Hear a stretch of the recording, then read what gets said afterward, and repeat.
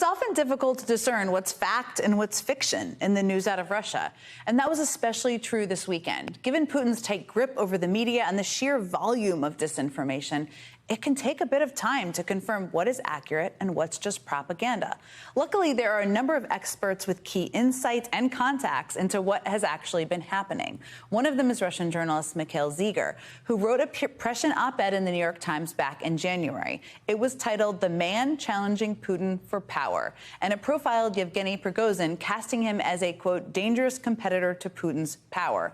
Zygar wrote, "Mr. Putin is, according to many sources in Moscow, confident that he can weaken Mr. Prigozhin, who has clashed with the military's general staff. However, the effect could be the opposite, with more people seeing Mr. Prigozhin as the most probable favorite to succeed Mr. Putin." Pretty prescient. He wrote that 6 months ago.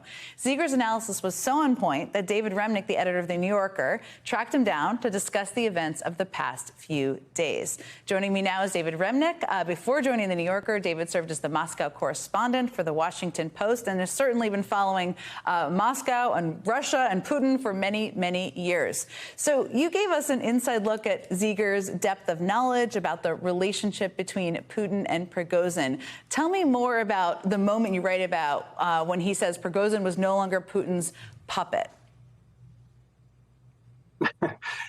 Well, I think we have a tendency to view these figures as if they're great geniuses of strategy. It wasn't so long ago that Putin was on the cover of magazines as the master strategist of a three-level chess game of world strategy. He's such a master strategist that now, with a stroke, he is at war with Ukraine, he's at war with the West, and he's at war, it now seems, with a great deal of his own power structures.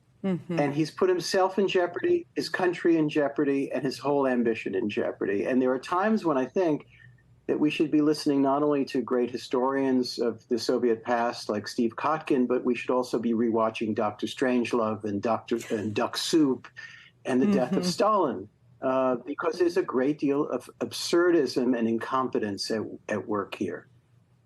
Prigozhin is a guy who spent 9 years in jail for breaking into apartments. Putin was a mid-level KGB officer. This is not Metternich in Russian code. You're telling me they're not playing three-dimensional chess here, possibly, David. When I read your article, which was really excellent, one of the parts that stuck out to me was when you asked Zygar about the most striking aspect of the uprising. He said he wasn't certain Putin was really running the country, saying, quote, "He's still there in his bunker, but there is the growing feeling that he's a lame duck and they have to prepare for Russia after Putin." First of all, you've been covering Putin and Russia for a long time. What did you think of that? And what does it look like to prepare for a Russia post-Putin? Well, there is no institutional succession mechanism. There are no legitimate elections, of course. He's locked up in jail Alexei Navalny, who is his would-be opponent on the liberal side of things. And there are all kinds of clans, as the term goes in Moscow. Lots of clans and subdivisions of power and rivalries within the FSB, within military intelligence, the mayor of Moscow and the prime minister on one side, and all kinds of factions going at with. But the mechanisms for coming to power, for succession, are no more orderly than in the television show Succession. But the violence could be a great deal worse. He has created a catastrophically disorganized, personalist method of rule, so that he is at the center, ideally, and everybody's playing off each other, and he's the referee. But now his weakness is exposed, and people smell it in Moscow. Prigozhin was just somebody who kind of ripped away the veil, and now we all see it.